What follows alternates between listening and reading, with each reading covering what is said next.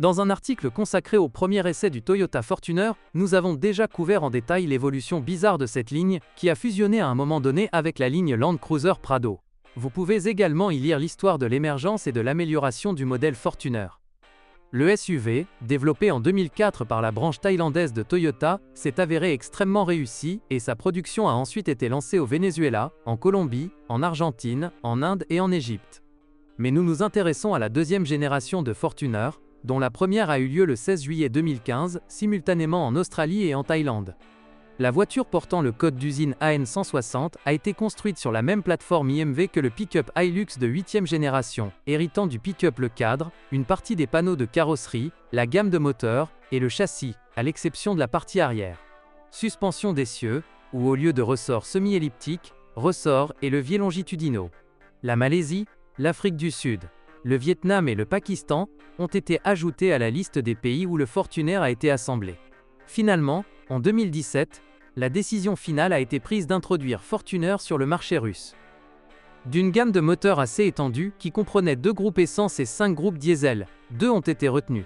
Un 2,7L essence atmosphérique, 2,7L de TRFE, d'une puissance de 166 chevaux, avec système de calage variable des soupapes Dual VVTI et entraînement par chaîne de distribution, et un turbodiesel 1 GDF-TV de 2,8 litres d'une puissance de 177 chevaux. Le premier pourrait être associé à une R15 1RF manuelle à 5 vitesses ou à une ESA AC60F automatique à 6 vitesses et uniquement à une transmission automatique avec moteur diesel. La suspension avant est à ressorts indépendants, sur bras triangulaire double, la suspension arrière est à ressorts dépendants, sur bras tirés avec une bielle Panhard. La transmission est uniquement à 4 roues motrices, avec un essieu avant pouvant être connecté à des vitesses allant jusqu'à 100 km/h et un réducteur dans la boîte de transfert. Il est difficile de dire comment tout va évoluer, mais pour l'instant en Fédération de Russie, il est tout à fait possible d'acheter un nouveau Fortuner dans une salle d'exposition ou d'acheter quelque chose sur le marché secondaire. Mais est-ce que cela en vaut la peine? Fortuner est une voiture assez spécifique, et pour éviter toute déception, il vaut la peine de lire ce que ses propriétaires écrivent sur ce modèle. Des tests numéro 5. Le prix. Oui, le prix du Toyota Fortuner est discuté et beaucoup condamné par ses propriétaires assez activement. Tout d'abord, ils sont indignés par l'ensemble des avantages pour la vie qu'offre cette voiture loin d'être bon marché. Mon avis, la voiture n'en vaut pas la peine, ils ont économisé sur tout, du bruit et de la musique aux arrêts de capot. Les nouveaux Fortuner sont toujours disponibles dans les showrooms pour un montant incroyable de 5 à 7 millions de roubles, mais les voitures d'occasion ne sont pas bon marché non plus. Pour les voitures de 5 ans avec un kilométrage de 130 à 230 000 km et n'appartenant pas au niveau de finition les plus riches, ils demandent au moins 2,5 millions, et pour les voitures bien équipées avec un kilométrage inférieur à 20 000 km, de 4,5 à 5,5 millions. En conséquence, le prix pourrait bien devenir un motif de refus d'achat, même dans le cas où, en principe, les finances le permettent. J'envisageais d'emmener le Fortuner à la Dacia au lieu de l'UAZ 31512, mais j'ai conduit avec un ami pendant une demi-heure et j'ai décidé moi-même. Je préfère prendre mon UAZ, j'investirai 200 000 supplémentaires et je l'emmènerai dans un bon centre de service automobile 2 fois par an pour l'entretien, 15 à 20 000 roubles pour chaque entretien, plutôt que de garder ses déchets pour 2,5 Yamaha. Cependant, il y a aussi ceux qui, dans le Fortuner, ont trouvé l'équilibre idéal entre le confort sur asphalte et les capacités tout-terrain. Vous direz, pourquoi avez-vous besoin d'un fût aussi vide pour ce genre d'argent? Et ces mots de le vôtre signifiera que vous ne comprenez tout simplement pas pourquoi les gens achètent un vrai SUV à châssis, et même avec une transmission manuelle. Allez trouver un nouveau SUV à châssis avec un break pour cet argent. Uniquement des SUV bourrés d'électronique ou de Chine. Fortuner sera acheté par des personnes qui comprennent ce que signifie fiabilité, praticité et facilité d'entretien pour de nombreuses années de fonctionnement. Eh bien, les auteurs des revues définissent une partie importante des propriétaires comme suit. Des paysans moyens fiables qui, à 35 ans, ont déjà conduit un RAV4 et veulent quelque chose de différent, bien sûr, plus grand, plus haut, et de préférence avec un puissant moteur diesel mâle. Amour numéro 5, design et image. En fait, la grande majorité des propriétaires accordent une très grande importance à l'apparence du Fortuner et considèrent le design comme l'un des avantages significatifs du modèle. Le design est cool, ils ont dessiné une belle voiture, on ne peut rien dire. Belle apparence, design épuré, écrivent-ils dans leurs critiques. Et de nombreux acheteurs de cette voiture entrent clairement dans la catégorie que l'auteur de l'une des critiques a définie comme « je veux celle-ci ». Eh bien, le fait qu'au fil du temps ils découvrent que la voiture ne coïncide pas tout à fait avec leurs idées idéales est, comme vous le comprenez vous-même, quelque chose qui n'arrive que plus tard. D'une manière ou d'une autre, le langage de conception, appelé Kin Look, plaisait beaucoup aux acheteurs russes. Il est clair que les gens sont tous différents et perçoivent le design très différemment. Il y a aussi de tels commentaires. Un autre monstre a été ajouté aux routes, notamment la vue latérale. Nissan souffre depuis longtemps d'un design aussi controversé. C'est dommage que Toyota soit au même endroit. Un autre saut ennuyeux de Toyota. Le design est médiocre, l'intérieur est vraiment bon marché. Comme vous l'avez compris, les auteurs de ces commentaires ne font pas partie des propriétaires de Toyota Fortuner. Des tests numéro 4. Confort, ergonomie et troisième rangée. Les propriétaires évaluent l'intérieur du Toyota Fortuner de manière très différente. Certains critiquent furieusement le plastique dur de la façade, et en même temps le volant recouvert de cuir bon marché et les mêmes sièges. Et tout cela parce qu'une voiture pour 4 à 6 millions devrait être prestigieuse et premium, et l'intérieur en plastique dur ne rentre pas dans cette idée. Ce qui est tout à fait normal et naturel pour un SUV utilitaire, ne convient pas très bien à une voiture qui, de par son prix, a un statut. Bien sûr, on peut s'attendre à ce que, supporte-le, aime-le, que les propriétaires soient conscients de la correspondance du niveau de finition avec la classe de la voiture. Et beaucoup laissent simplement cette question en coulisses. L'évaluation de l'ergonomie du poste de conduite est encore plus ambiguë. Certaines personnes sont absolument satisfaites de tout, disent-elles. On ne se fatigue pas lors de longs trajets. Les sièges sont confortables et l'emplacement des commandes est bien pensé. Mais il y a aussi beaucoup de plaintes. Porsche n'est pas adapté aux longues distances. On est trop fatigué. Les sièges sont inconfortables et trop simples pour tel ou tel prix. Position assise très inconfortable. Avec ma taille de 185 et mon poids de plus de 120 kg, mes jambes s'engourdissent, donc pour des courses plus ou moins longues, j'ai dû modifier le siège. Et de manière générale, pour certains, l'intérieur de la voiture semble trop étroit, notamment dans la partie avant de l'habitacle. 131 cm, c'est comme un vase 7. Seul le tableau de bord est sans équivoque loué. Il est informatif et agréable à l'œil, il y a aussi un ordinateur de bord, les commandes au volant sont devenues pratiques, et même le volant rappelle un peu celui d'une BMW. Mais le système multimédia est évalué de manière plus qu'ambiguë. Non, c'est surtout l'acoustique elle-même qui est louée. Un système acoustique d'assez bonne qualité, la première voiture dans laquelle je n'ai pas installé d'amplificateur ni changé les haut-parleurs. Mais les critiques critiquent surtout l'unité centrale. Un système multimédia médiocre, au niveau des années 2000. Le système multimédia est tout simplement terrible. C'est extrêmement lent et trop antédiluvien. Il ne reconnaît pas le format .AAC.M4A. Le son ne suit pas le Bluetooth. Il est en retard, il affiche les mauvais noms des chansons déjà jouées.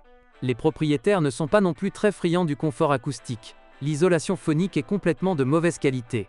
En circulant sur une route de campagne, j'ai encore une fois eu la conviction qu'il y avait un problème de bruit. De nombreuses critiques ont été lancées contre le microclimat dans l'habitacle. La climatisation ne fonctionne pas au soleil. J'ai dû installer un ventilateur sur le compresseur. Mais cela n'aide toujours pas beaucoup. Un autre gros inconvénient de cette voiture est l'hiver, en termes de confort. La voiture ne chauffe pas du tout à cause du mot « du tout ». Il n'y a pas de chauffage sur les sièges arrière, il est absent même à vitesse maximale. La communauté des propriétaires n'aime pas non plus le confort à l'arrière de la voiture. D'énormes erreurs de calcul en termes de confort, surtout à l'arrière. C'est très inconfortable à conduire. La banquette arrière est exiguë, les jambes sont étroites. Seulement une personne de petite taille peut s'asseoir au milieu. La suspension est configurée de manière à ce que le dos sente n'importe quel trou. Mais il y a bien assez d'espace pour les jambes des passagers de la deuxième rangée, puisque le canapé est réglable longitudinalement. À l'arrière, en général, avec les sièges avancés/reculés, il y a de la place pour les genoux, à ma hauteur. Et étant donné que vous pouvez incliner les dossiers du canapé arrière, puis en général, vous pouvez rouler allongé. Mais l'essentiel des discussions porte sur la question de savoir si Fortuner a besoin ou non d'une troisième rangée de sièges, et à quel point elle est confortable. Et dans de nombreuses revues, les auteurs défendent le point de vue selon lequel cette toute troisième rangée n'est pas du tout nécessaire. Il n'y a aucun confort dans les sièges arrière installés dans le coffre à bagages. De nombreuses personnes retirent immédiatement ces sièges, car ils ne sont plus nécessaires.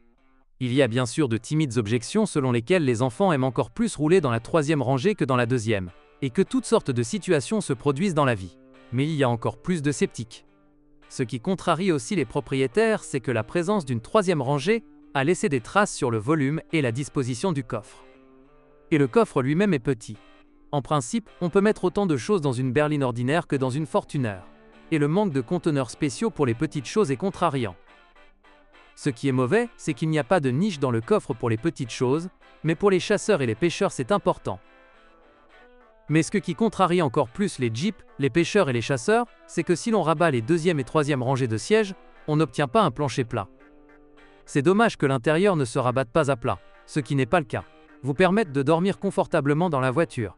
Sinon, la voiture aurait quelques points supplémentaires en guise de plus pour le tourisme. Il est également impossible d'aménager un couchage si la troisième rangée de sièges est démontée. Les dossiers des sièges de la deuxième rangée forment une marche. Ce sont pour ainsi dire les plus gros reproches. Mais il y en a aussi beaucoup de petits. Les propriétaires se plaignent qu'en hiver les portes ne s'ouvrent pas très bien, et qu'il faut y faire beaucoup d'efforts, que les boutons de chauffage des sièges sont mal situés, que ce chauffage n'a qu'un seul niveau de fonctionnement, qu'il n'y a pas d'arrêt de gaz. Le capot, que les boutons des portes sont éclairés, mais pas sur tous les boutons. Le réglage des rétroviseurs latéraux est éclairé, mais le bouton de verrouillage ne l'est pas, et une seule des touches de commande des vitres électriques est rétroéclairée, qui contrôle uniquement le vitre conducteur sur la porte conducteur. À propos, dans la plupart des niveaux de finition, seul le conducteur dispose du fonctionnement automatique des vitres. Encore une fois, pas de régulateur de vitesse adaptatif, pas de système de maintien de voie. En un mot, peu importe comment on la regarde, ce n'est pas la voiture la plus confortable, ni par rapport à ses camarades de classe, ni au sein de la gamme des SUV Toyota. Amour numéro 4, lumière et visibilité. Dans la grande majorité des critiques, leurs auteurs, énumérant les avantages du Toyota Fortuner, mentionnent toujours l'équipement d'éclairage frontal. Tout d'abord, cela concerne bien sûr les niveaux de finition équipés de phares à LED. Les phares brillent très cool, avec des feux de route comme la lumière du jour. L'éclairage est très bon, les phares brillent clairement et de loin. Mais dans le cas des versions avec moteur essence en configuration standard, tout n'est pas si fluide. Sur les versions essence, les phares classiques sont aveugles. Si vous le prenez, alors c'est entièrement LED. Mais ici, il faut prendre en compte encore une circonstance d'ordre purement économique. Quant aux phares à diode, j'ai lu combien coûte un bloc phare si la lampe grille, et je ne voulais plus les avoir. Remplacer une ampoule pour 100 roubles ou un bloc optique pour 100 000, y a-t-il une différence? Et les lampes halogènes brillent déjà normalement. Eh bien, il n'y a absolument aucune plainte concernant la visibilité du Fortuner, puisque l'atterrissage haut du commandant d'une manière ou d'une autre offre une excellente vue vers l'avant, y compris sur les toits des voitures qui vous précèdent, et de grands rétroviseurs latéraux offrent une excellente vue vers l'arrière. À propos, une position assise élevée présente un autre avantage. Les voitures venant en sens inverse la nuit n'éblouissent pas, même avec les feux de route allumés. Le seul bémol est la buée du pare-brise par temps froid. Au niveau des yeux du conducteur, la vitre est très mal chauffée par le poêle. Et lors des chutes de neige, il y a toujours de la buée et du givrage. Les propriétaires expliquent cela par le fait que la voiture a été conçue en grande partie par la division thaïlandaise de Toyota, et principalement pour les pays plus chauds. D'où tous les problèmes hivernaux. Et à un moment donné, il m'a semblé que le rétroviseur intérieur n'était pas très informatif lors des manœuvres en forêt. La poupe est haute, la lunette arrière n'est pas trop grande, et la caméra de recul est de peu d'utilité, couillon et quelques centaines de mètres le long du chemin de terre, et au lieu d'une image normale, vous ne voyez que des points flous. Des tests numéro 3. La peinture, le métal, le plastique. L'étonnant est à proximité. Toyota a construit un SUV qui, selon ses propriétaires, a peur de l'herbe. Eh bien, pas dans le sens où la voiture manque de capacité tout-terrain pour percer le plantain sec, l'herbe de millepertuis. C'est juste que de nombreuses critiques notent la faiblesse de la peinture, totalement inappropriée dans le cas d'une voiture destinée, entre autres, à rouler sur asphalte. La couleur est très délicate, le vernis est rayé même par les herbes hautes. Je ne parle pas du tout de buissons et de branches. En un mot, comme l'a écrit l'un des propriétaires, un SUV avec une telle peinture n'est tout simplement pas sérieux. Chaque fois, je me demande s'il faut l'utiliser conformément à sa destination ou le mettre en rayon. Il existe également de nombreuses plaintes concernant la qualité du plastique, tant sur les parties articulées externes que sur les panneaux internes. Plastique très bon marché, littéralement après quelques mois d'utilisation, il y a beaucoup de rayures à certains endroits. Les cacheroux en plastique n'ont fait qu'empirer la situation. On a l'impression que le plastique, encore plus délicat que la peinture, est réduit en miettes. Certains joints ne correspondent pas non plus aux conditions de fonctionnement tout-terrain. Les joints en caoutchouc des portes ont commencé à laisser passer l'air après 40 000 km, et à grande vitesse, l'air de la rue souffle dans l'habitacle. J'ai parcouru 20 km sur un chemin de terre, et j'avais l'impression de conduire un vieil UAZ. Tout l'intérieur était recouvert d'une très épaisse couche de poussière. Enfin, dans de nombreuses revues, les auteurs notent l'épaisseur insuffisante du métal à partir duquel le corps est fabriqué. Le métal fin du corps se plie lorsqu'on appuie avec le doigt, corps fin en fer, sur les bosses on peut même voir comment le métal sur le capot oscille. Amour numéro 3. Suspension et frein. En étudiant les avis sur internet, vous remarquerez facilement qu'il existe deux approches pour évaluer la suspension Toyota Fortuner. Les auteurs de certaines critiques estiment que la suspension est rigide, fragile et inconfortable, d'une part, et que, d'autre part, elle ne contribue en aucun cas au virage à grande vitesse en raison du roulis. Mais ceci est écrit par des personnes qui ont acheté Fortuner sur le principe « j'en veux un », c'est-à-dire flatté par l'apparence et l'image solide de la marque. Les propriétaires qui ont compris pourquoi ils avaient besoin d'un SUV universel à cadre ont unanimement fait l'éloge de la suspension. La suspension permet de se sentir très à l'aise en ville. Les nids de poules, bien sûr, ne font pas peur, vous pouvez conduire sereinement et ne pas avoir peur de devoir procéder à un alignement des roues ou régler la roue. Vous pouvez affronter les trottoirs et autres obstacles en toute sécurité. Mais bien plus souvent, la suspension est louée par les propriétaires qui doivent régulièrement sortir de l'asphalte. Une suspension qui vous apprend à ne pas penser à la qualité de la chaussée. Sur l'asphalte cassé, même sur les bords coupés, vous pouvez ressentir l'énorme intensité énergétique de la suspension. Il passe les stands en douceur, ne rend rien au rack, et on a l'impression de sentir un gros coussin de caoutchouc entre toutes les pièces de suspension, écrit l'un des propriétaires. Mais ensuite il prévient. Mais ne pensez pas que vous puissiez rouler vite dans les stands. L'arrière rebondit toujours, seulement dans les gros nids de poules encore plus. La voiture erre encore un peu, et dans le désordre, elle n'est pas pressée de réagir au volant. Mais les propriétaires préviennent qu'il ne faut pas abuser de la vitesse. Pendant que nous roulions sur l'asphalte, mon côté gauche a dépassé un vélo couché à 40 km/h, et l'arrière a bougé. Et je l'ai senti, mais sur le 200 dans le même endroit où je ne le ressens pas du tout. En général, les plaintes concernant la lenteur des freins sont assez courantes parmi les SUV Toyota, mais pas dans le cas de Fortuner.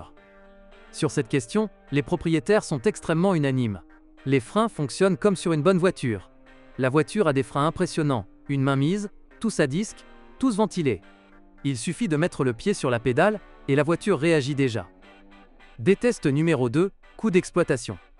Le coût d'exploitation se compose de plusieurs éléments.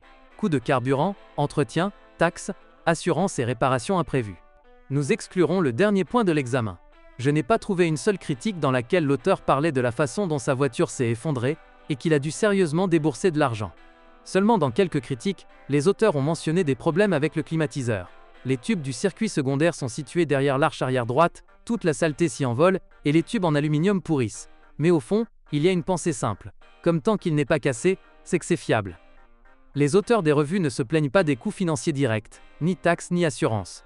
En effet, pourquoi se plaindre de la taxe qui, à Moscou et à Saint-Pétersbourg, s'élèvera à 7 470 roubles par an pour un moteur à essence et à 8 850 roubles pour un moteur diesel. L'assurance est également assez ordinaire, et la Fortuner est bien moins attractive pour les voleurs que la Prado. Mais les propriétaires estiment le coût de l'entretien de manière très différente. Quelqu'un pense que l'entretien est étonnamment bon marché, à moins, bien sûr, d'aller chez le concessionnaire. Tous les 10 000 km, en moyenne 5 000 en sortent. Je n'ai même pas changé les plaquettes depuis 2,5 ans, et, apparemment, je les changerai à 100 000.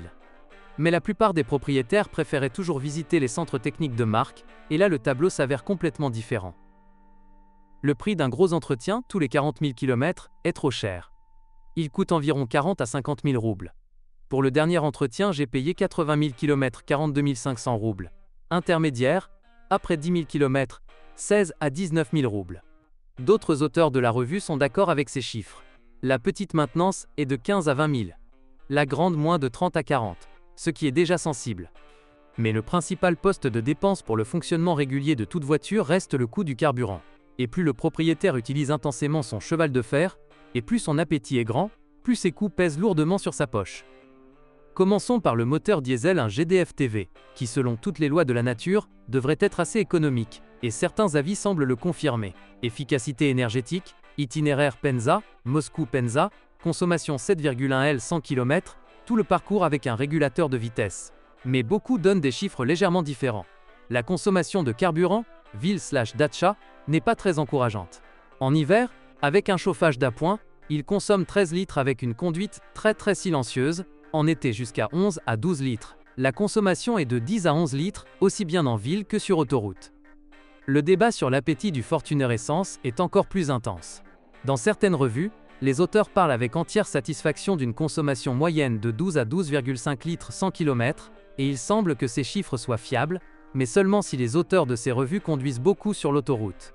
Cependant, certains propriétaires parlent de coûts d'autoroute au niveau de 15-15,5 litres à 100 km, ce qui, en combinaison avec le volume du réservoir de carburant, qui contient nominalement 80 litres, mais en fait 65 à 67, conduit à un coût clairement insuffisant. Autonomie en carburant. Dans les conditions russes, où l'on trouve parfois des stations-service au plus une fois tous les 200 km, expérience personnelle d'un voyage sur l'itinéraire Rostov-Volgograd et Lista, manquer au moins une station-service peut vous laisser avec un réservoir vide au milieu d'une steppe. Mais les propriétaires estiment la consommation urbaine d'une manière complètement différente. La consommation d'essence en ville en été, avec climatisation, est de 15 à 15,5 litres 100 km, en hiver de 16,8. La seule consolation est que le 2 TRFE atmosphérique de 2,7 litres digère facilement l'essence domestique à indice d'octane de 92. Amour numéro 2, fiabilité. La formule « Les Toyota ne cassent pas » est fermement ancrée dans la conscience publique des passionnés de voitures russes. Il s'agit bien sûr d'une hyperbole. Elle casse. Tout ce qui est fabriqué par des mains humaines est voué à se briser. Mais le fait que Toyota fabrique réellement des voitures fiables, ainsi que le fait que la Fortuner puisse être considérée en toute sécurité comme l'un des modèles les plus fiables de la marque, principalement en raison de la simplicité de sa conception, ne vaut même pas la peine d'être prouvé. En conséquence, il n'est pas surprenant que les propriétaires considèrent la fiabilité comme l'avantage le plus important de cette voiture. Elle ne vous décevra pas, il n'y a eu aucun problème avec elle en 85 000 km, donc je peux dire qu'elle est assez fiable. La plus haute fiabilité, j'ai parcouru 90 000 km et je n'ai pensé à rien. En fait, parmi les plaies caractéristiques, il ne cite que les tuyaux du climatiseur déjà mentionnés. Le point sensible s'est avéré être les tuyaux du climatiseur. Après 2 hivers, beaucoup de choses doivent être changées. Il existe sûrement d'autres points relativement faibles, mais même s'ils apparaissent, ce sera avec un kilométrage bien plus important. Naturellement, pour que la fiabilité passe de « potentiel » à « réel », il faut faire quelques efforts. Contrôle technique une fois tous les 10 000 km et tous les 40 000 km, gros entretien. C'est la formule de la fiabilité. Les propriétaires expérimentés recommandent fortement un traitement anti-corrosion. Les arches ne sont pas protégées, métal nu. Et l'endroit où sont fixés les seuils va également pourrir, il faut donc avoir une longueur d'avance. Des tests numéro 1, UAZ japonais, chimère dynamique et contrôlabilité. C'est la formulation UAZ japonais qui contient le plus succinctement toutes les principales plaintes des propriétaires concernant le Toyota Fortuner, à la fois le manque de confort et les particularités de comportement sur asphalte. Alors, qu'est-ce que les propriétaires de Toyota Fortuner n'aiment pas? Tout d'abord le manque de dynamique, notamment dans le cas des versions essence. Des accélérations très faibles, il est tout simplement impossible de dépasser qui que ce soit sur des distances moyennes et courtes. La voiture grogne, mais ne roule pas, tout en consommant 15,5 litres d'essence en moyenne. Si vous pensez à l'essence ou au diesel, prenez le diesel, si possible, il contourne son homologue à essence comme un arbre sur pied. Avez-vous remarqué que l'accélération à 100 km/h est indiquée sur le site de Toyota pour un moteur diesel, mais pas pour l'essence? Ça y est, le chiffre réel sera d'environ 16 secondes, un moteur diesel atteint 100 km/h en 12,5. Et bien sûr pas une Ferrari, mais c'est quand même mieux. En fait, la dynamique du Fortuner peut être améliorée de la manière la plus radicale. Un moteur diesel est généralement réflashé, coupant simultanément la vanne EGR et le filtre à particules. Les 230 chevaux qui en résultent au lieu de 177 de série et 550 Nm de couple au lieu de 450 sont impressionnants, mais le Fortuner ne roulera pas longtemps après des débuts aussi amusants. Dans le cas d'un moteur à essence, vous pouvez essayer de trouver un kit turbo en provenance de Thaïlande, installer une pompe supplémentaire dans le système de refroidissement, un contrôleur de suralimentation, un thermostat de refroidissement, et la Fortuner sera une voiture de course de 250 chevaux. Mais, selon les propriétaires, le budget de cet événement est si énorme que dans la plupart des cas cela reste une théorie. Les propriétaires ne sont pas très satisfaits du comportement de la voiture à grande vitesse. Mauvaise tenue de route, la voiture dérape assez facilement. Le lacet directionnel d'une voiture à grande vitesse, il faut parfois le rattraper. Mais dans des conditions difficiles, sur une route de campagne mouillée ou sur une route enneigée, tout va très bien. Bien sûr, avec la transmission intégrale engagée. Je vais souvent au village. Les routes ne sont pas dégagées en hiver. Il y a de la glace sous la neige. Avec la propulsion, la voiture dérape si vous tournez le volant et appuyez sur l'accélérateur. Mais si la transmission intégrale est engagée, elle roule comme si elle était sur des rails, la différence est très visible. En conséquence, dans les avis des propriétaires, beaucoup de mots sont consacrés à la question de savoir à qui le Fortuner convient et à qui il ne convient pas. Si vous envisagez de conduire en ville, il ne vous convient certainement pas. La voiture n'est pas du tout destinée à la ville, c'est trop gênant, mais pour le village elle fera l'affaire, pour remuer la saleté, comme vous savez un UAZ japonais. Si quelqu'un veut une voiture pour de longs trajets sur des chemins de terre ou pour tirer une remorque derrière lui sur de longues distances, le Fortuner est une excellente option. En un mot, comme l'écrivent les propriétaires, vous devez comprendre ce que vous prenez. Pour le dire brièvement, il s'agit d'un UAZ véritablement luxueux. En général, le public cible de Fortuner n'est pas si large. Ce sont eux qui se contentent du UAZ japonais, un voyou de bonne facture offrant des conditions optimales pour le confort des conducteurs non capricieux. Ses propriétaires pardonneront à la voiture ses défauts, qui sont une continuation directe de ses avantages, et se réjouiront de ces mêmes avantages, qui peuvent être considérés comme l'autre côté des défauts. Ceux qui ne sont pas satisfaits du format de l'UAZ japonais écriront avec déception que « la voiture s'est avérée n'être pas tout à fait la même que celle que j'ai vue au début de son exploitation ». Amour numéro 1, passabilité. Pourquoi les gens achètent-ils un SUV, si l'on met de côté le facteur mode alors pour rouler tout-terrain? Et c'est pourquoi les propriétaires de Toyota Fortuner notent certainement la capacité tout-terrain de cette voiture dans la liste des avantages. En fait, je n'ai pas trouvé une seule critique dans laquelle l'auteur considérerait le potentiel tout-terrain du Fortuner comme insuffisant. On ressent à la fois la réserve de couple lors du franchissement des obstacles et la réserve de capacité énergétique de la suspension. Tout-terrain à basse vitesse, fonce comme un tank. La passabilité est au-delà de tout éloge, j'ai vraiment conduit là où j'étais accroché à la chèvre, ce genre de citation peut être trouvé dans presque toutes les critiques. Si, bien sûr, l'auteur a réellement utilisé le Fortuner aux fins prévues et l'a laissé paver route assez régulièrement. De toutes les évaluations de la capacité tout-terrain d'une voiture, celle-ci m'a semblé la plus précise. Un énorme plus, c'est la capacité tout-terrain. Les pneus été sont de série AT, pour l'hiver les meilleurs du marché sont les pneus à crampons Michelin. Ils foncent dans la neige comme un tank. Il est quasiment impossible de rester coincé à moins de le planter exprès. Dans la boue c'est un peu pire. Beaucoup dépend des pneus, mais ils foncent aussi comme un tank, même avec de l'essence. En termes de potentiel tout-terrain, c'est déjà effrayant. On ne sait pas jusqu'où on peut aller, ça se précipite et ça va. Il faut être plus prudent, sinon il sera difficile de retrouver le tracteur plus tard. Il vous suffit de toujours vous rappeler deux vieilles maximes de Jeeper. La première dit que si vous ne pensez pas que vous allez trop lentement, vous allez trop vite. Et la seconde est que plus le SUV est froid, plus vous devez courir loin derrière le fameux tracteur.